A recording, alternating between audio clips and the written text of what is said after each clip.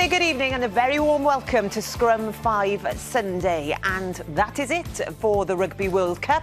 The Boks have made it a fabulous 4. And to mark the occasion, we have a member of Wales's very own Fab 4 joining us, James Hook and Tom Shanklin too, whose record against South Africa, in case you were wondering, played 9, 1-0.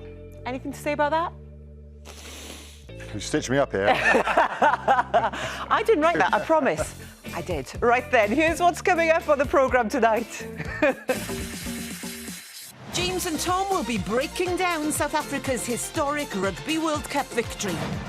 We'll have all the action from the second round of the URC. Highlights of Wales's WXV clash against the Black Ferns. And as he hangs up his international boots, a look back at Leigh Halfpenny's best bits. A lot to get through. Am I forgiven, first of all, Tom? I did beat them for the Barbars in 2007. There we are then. Yeah, you caught me off guard there. OK, apologies. Guys, there's only one place to start, isn't there? Last night, what a match. Intense. The best final ever? I don't know. 2015 wasn't bad either, mine. Okay. But I enjoyed that last night. It was such a great game. I think it went as we probably expected as well. I think South Africa came out. The defence was really good. The kicking game was really good. They attacked everything at the breakdown. Yeah, it did. Like, it wasn't the worst red card I've ever seen, but I think it was a red card. I think if it had been a dry day, I think New Zealand probably would have won, but you've got to play the conditions. We'll talk a bit more about the final in a few moments. But first, the who's who of the rugby world are in Paris this evening. Which is a bit awkward, isn't it, boys? Because you're here with me. Amongst them is our very own Lauren Jenkins, looking very glamorous. Lauren? Thank you, Catrin. The World Cup is within touching distance. The Springboks are just making their way up the stairs of this Paris Opera Auditorium. Well, you couldn't find a more prestigious location, a 2,000-seat opera house right in the middle of Paris, and it is a fitting finale. Sir Khaleesi have just made his way in. I don't think these guys have been to bed, but look, there are plenty of awards up for grabs tonight. Breakthrough Player of the Year, Coach of the Year, and World Rugby Player of the Year. Vanessa Adi Surveyor, Bundyaki and Antoine Dupont, all up for that one. But I have been speaking to some former World Rugby Players of the Year, amongst others, this evening. And the last of the Springboks has just made his way up the stairs. Manny Lebach, Breakthrough Player of the Year. You've got to go, but in one word, how do you sum up the last 12 hours? Yeah, to be honest, it's unreal. To be honest, it's unreal feeling. Yeah, it feels like a dream. Obviously, I dreamed about this, and yeah, just to be here, winning the World Cup, yeah, it's something. It's incredible. It's insane. It's unreal. I can't explain how much I've. Well, that wasn't one word, but we will take unreal. Manny Lebach, enjoy this evening. Thank you very much. Well, there we are. It's been some World Cup, hasn't it? We've seen Uruguay push France. We've seen likes of Portugal beat Fiji. Wales's record win over Australia. But Catrin, Heledd, there is only one story in town tonight. Oh, fantastic stuff. Well done, Lauren. She did well there, getting everybody there. Fantastic, as I said. Right then, next up, we've got what the public have been crying out for. Yes, it's Hookie and Shanks' team of the tournament. Right, where are we going to start? In the engine room. You've both gone pretty similar here. Come on in, you can start us off. You're never right or wrong, are you, Hookie? No, you're not. Somebody's going to probably more wrong than right, but yeah, well... Oxenshea, for me, as Lou said, I think when he's come off the bench for South Africa, he's been incredible. So there was no debate there for me. We've got the same Muavaka, French hooker. There's no disagreements there. Shanks, I went Andrew Porter. I thought he had a really good tournament, even though they didn't reach a semi-final. I still thought he was good, solid in the scrum, good around the park. I went for Ben Tamifuna from Tonga. He's so good at carrying. He's a massive bloke, but just offers himself time and time again to carry. You've gone Franz Malherbe. Yeah. I think it just depends what you want from your tight dead. Malherbe will scrummage all day for you, and that was a big weapon for South Africa, wasn't it? There was a Welshman in your forwards, wasn't there? But he's been pushed out, Jack Morgan, bless him. Before yesterday, Jack Morgan was my back row, and then Steph de Toit stood up, and 28 tackles in a World Cup final, the most ever tackles in a World Cup final, so he had to go in. So sorry, Jack. Yeah, you'll have to apologise to him when you see him next. Let's have a look at the backs then, Tom. Yeah, us through Aaron it. Smith had an excellent tournament. Everybody seems to be agreed with that one. DuPont was good, but I think Aaron Smith was just a little bit better. No really. Johnny Sexton at 10? No, I think Richie Mwanga, I've put at 10. He reached the final, but just didn't all go his way yesterday, but such an attacking threat, ball in hand. Created that try. He's brilliant. And Cheslin Kobe, I've gone on one wing. Great decision maker. And you know what I'm going to ask you, Freddie Stewart at 15. Why have you gone for him? Well, I think he was brilliant, you know, in the semi-final. And I think the way the game is going, you know, a lot of kicking, and at the back, he's rock solid. So, you know, I did debate whether putting Pollard at 10 and Wang at 15 to get them both in there, because I couldn't choose between the two of them. Your Twitter's going to blow up now with people disagreeing with that team. You know that, right? Brilliant. Well, there's some rock stars in that team for sure, but could they do it on an autumn afternoon in Rodney Parade? Well, the Dragons hosted Cardiff in the first of this season's regional derbies a little earlier on.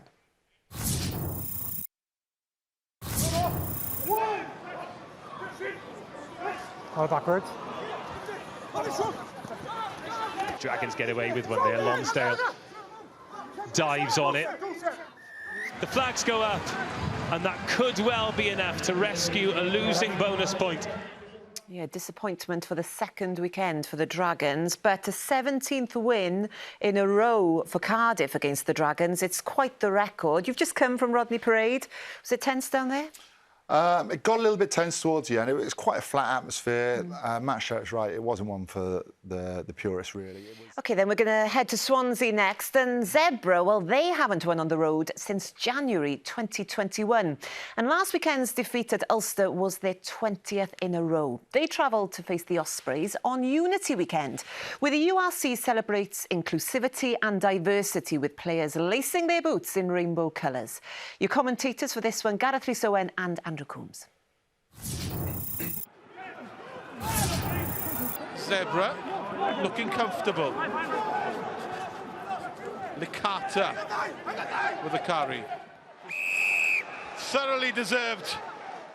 A little smile there from Toby Booth right at the end, although I'm sure he wasn't smiling at the start. 8 minutes in, 12 points down.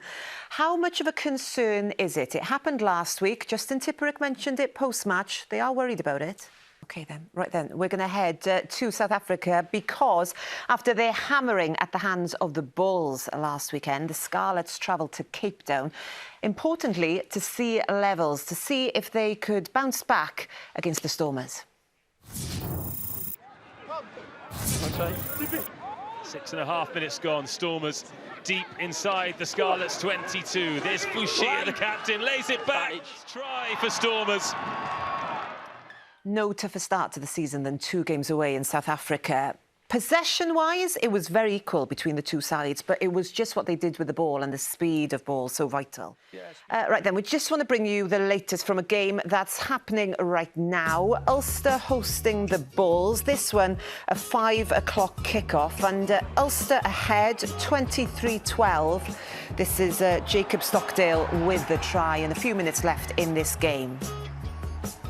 So the results from the weekend and confirmation of today's results. And first up, the Ospreys against Zebre, Connacht winners over Glasgow, Stormers against the Scarlets, Leinster, their first win, Edinburgh Lions, that one was a close one, Munster, Benetton all square, and as I say, the latest from Ulster Bulls 23-19. So what does that do to the table? Well, the top half, it's on its way, I promise you. Yeah, here we are. The South Africans, well, they top the Stormers there. Connacht, Edinburgh. Ospreys, they make it up to the top half. They are 7th. And then down the bottom end, well, actually, you'll find Leinster there. How many times have we said that? But it is early days. The Scarlets, they are down in 16th, still looking for that point. Right then, South African sides, as we've said, on top in Cape Town. No surprise there. But I'm just wondering, World Cup and the Webb Ellis Trophy, how was it won? I know you two, you love a stat. So come on then, what have you got for us? How did the Boks get that win against New Zealand? Who doesn't love stats? Often you can tell a game by the stats, and we'll have a look at the stats. Now, it wasn't so much the case, was it? If you look at these top stats here, carries by New Zealand, 149, metres made, 458, breaks 7, defenders beaten 37. You look at that, Hookie. Yeah. You don't know the result. you're going to say New Zealand are going to win this game, aren't you? We're going to turn our attention now to the WXV, the new global tournament for the women's game. Now, following their defeat to Canada last week in the opening round of the top tier, Wales faced, well, a daunting task. The world champions, the Black Ferns, yesterday morning. For their second match in the WXV1, Wales came up against world champions New Zealand. Yeah, you can see the disappointment there. The Black Ferns, though, they were flying. And confirmation of the results from the second weekend. England winners against Canada and France, Australia. Well, Australia getting the win against France, and that's bad news for Wales, who face them next weekend. Right then, the WXV, of course, can take place as the women's game has aligned their global calendars. And this week, World Rugby announced a significant overhaul of the men's calendar, as Gareth Rhys Owen explains. Get ready for a brand new global competition. 2 divisions of 12 countries kicking off in 2026. It will be played every other year, sandwiched between World Cups and Lions Tours, and there will be no relegation for the first 2 tournaments. Wales initially will be in the top tier alongside the other 6 Nations countries, New Zealand, South Africa, Australia, Argentina, and 2 unnamed sides, most likely to be Fiji and Japan. The 12 sides will be ring-fenced until at least 2030, effectively locking out the likes of Georgia, Samoa, Portugal and Tonga, who will all feature in the 2nd division. This competition will replace the autumn and summer tests, with each country playing at least 6 matches. The winner will be crowned following a grand final at the end of November. Oh, look, it is, as we know, a big night in Paris. So much happening with the awards there. Lauren is still out there getting more reaction to that Springboks win and also to the change to the men's calendar. Justin Marshall, George Regan, another Southern Hemisphere World Cup winner. What can we say? But without a doubt, 2 worthy finalists and a cracking game. OK, then. Well, this week, moving on, Leigh Halfpenny announced that the game against the Barbarians will be his last in a red shirt as he hangs up his international boots. And he has left us with some very special memories over the years. Have a look at this. Oh, he hasn't changed, has he, a bit? You've all got some lovely memories. And yours, Tom, what's been your favourite over the years? He's so professional. I think probably his first couple of tries he had in the autumn internationals. Plenty more sport coming up over the next week. You won't miss a second here. Wales are in Nations League action on Tuesday. Join us on BBC 2 Wales at 4:30 for that one. 7 o'clock on Scrum 5 Live Friday. The Ospreys, they take on the Sharks at the Stoop, and then over on S4C at 5. Saturday, Dragons are in Ireland. A real tough one for them. They take on Munster. There we are then, gents. Thank you very much. What a weekend. Rugby World Cup, it's gone. But thank you very much for your company. And yes, the Springboks, they are celebrating this evening, and I'm sure it's going to be a very long night in Paris. Thank you at home for your company too. We leave you tonight with some memories of former WRU President and Secretary Dennis Gethin, who sadly passed away this week at the age of 79. Dennis Gethin, the figure who sat at the peak of Welsh rugby, but who ran it and lived it from its base. His base, Seven Sisters, perfecting kicking off both feet off the tips of the Dillais Valley. His sporting education shared with academic, neath grammar, law at Cambridge. Here's the kicker, Dennis Gethin. And he could play. Over 100 games for Cardiff, scoring a record equalling 199 points in the 68-69 season. Hardly think that Dennis Gethin will miss this one. Dry, yet warm. Authoritative, yet compassionate. Secretary of the WRU at the end of the century and president for 11 years. He would be seen on camera next to royalty, yet local eyes would see him at the grassroots, his real love, the clubs. Honours came, but his biggest honour was helping the causes close to his heart. An early advocate of the women's game, proud president of Wales Deaf and chair of the Welsh Rugby Charitable Trust, helping to raise hundreds of thousands to assist injured players.